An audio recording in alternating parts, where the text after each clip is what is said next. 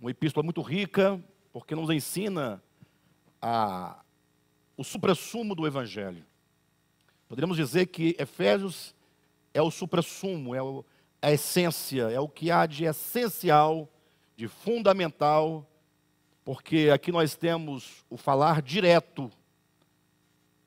Quando nós lemos os 4 evangelhos, Mateus, Marcos, Lucas e João, e eu tenho insistido com os irmãos para lerem os 4 evangelhos, nós vamos encontrar o falar de Jesus, né? Durante o tempo em que o Cristo esteve encarnado, na pessoa de Jesus sobre a terra.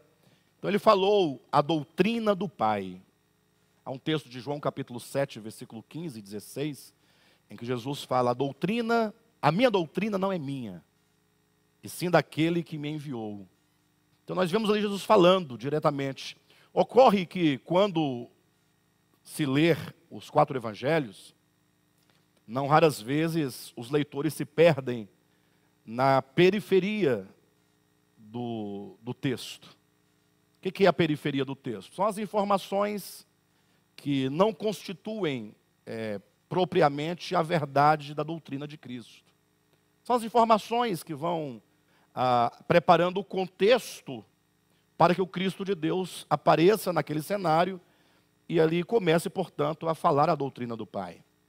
Então, geralmente, talvez isso seja até mesmo uma tendência do homem natural, do homem carnal, ou da pessoa não espiritualizada, né? Não efetuou ainda a sua sese espiritual, ainda caminha nos rudimentos, ainda dá muita atenção àquilo que não tem valor, de fato, e acaba perdendo, portanto, a essência, né?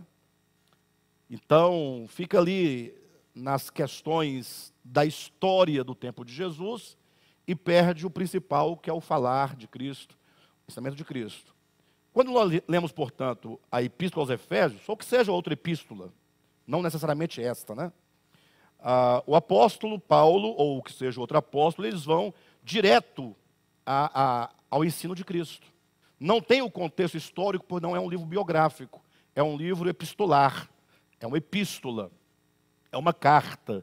Então, logo, o apóstolo coloca de maneira imediata o que é o Evangelho. E hoje mesmo eu estava pensando acerca disso,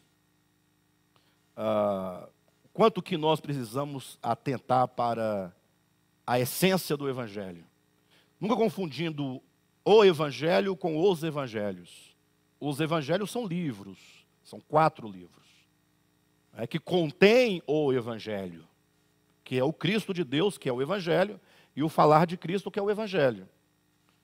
Mas assim, o quanto nós precisamos resgatar a verdade do Evangelho, isso porque, pensem comigo, depois de muitos anos de judaísmo, depois de Moisés em diante, depois ali da saída do povo de Israel do Egito, nós temos ali o povo de Israel chega ao Monte Horebe, ou que seja o Monte Sinai, é o mesmo monte, e ali eles recebem a lei e começa, portanto, a experiência daquele povo em relação à lei, em relação a Deus.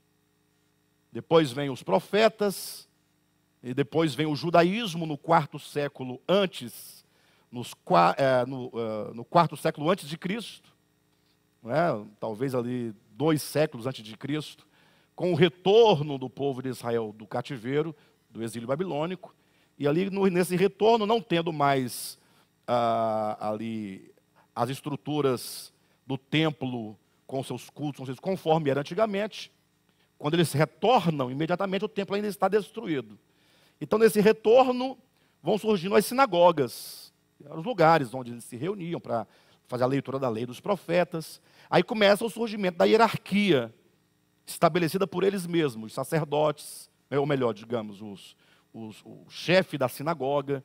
Os sacerdotes assumem um poder muito grande sobre o povo. Vão surgindo as seitas, né? Ali os fariseus, os saduceus.